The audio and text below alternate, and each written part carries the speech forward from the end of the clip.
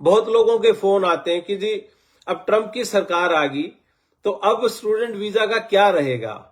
मैं उन लोगों के लिए भी ये बात बताना चाहूंगा कि भाई कम से कम भारतीयों के लिए तो मुझे लगता है और स्टूडेंट्स के लिए तो ये खुशखबरी है।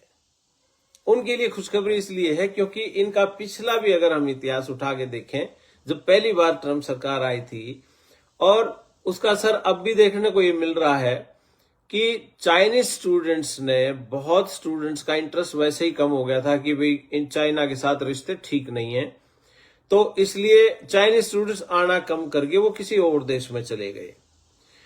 जो प्रिडोमिनेंटली मुस्लिम कंट्रीज थे, मैंने पहले भी आपको नाम बताए थे, जैसे किर्गिस्तान था, Nigeria, Myanmar, Sudan, Somalia, Tanzania, Iran, Libya, north Korea, ये जो देश थे, सीरिया था, वेनेजुएला, येमेन, सोमालिया, ये कंट्रीज थे, इनको इन्होंने पहले भी बैन किया था और आगे की भी तैयारियां सुनने में आ रही हैं। तो ऐसे में पिछले कई सालों से अगर इसका देखें हम इम्पैक्ट, तो ये था H1B वीजा, जो पढ़ाई पूरी करने के बाद जो साइंस, टेक्नोलॉजी, मैथ और इंजीनियरिंग के बच्चे हैं, उन लोगों को इनको जॉब चाहिए।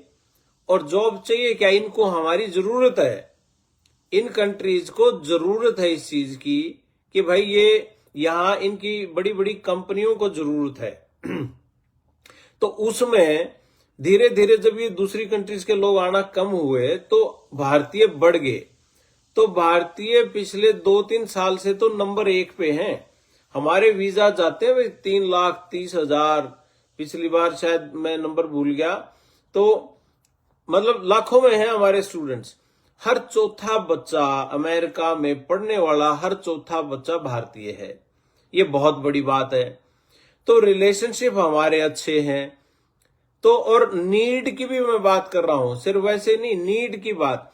H1B वीजा पे जो इनकी कंपनियों में काम करने वाले लोग हैं वो 72% है इंडियन, 72% H1B वाले 72%, और जिसमें उसके बाद 12% चाइनीज है, दूसरे नंबर पे चाइनीज है जो कि सिर्फ 12% है, और 72% हमारे वाले हैं।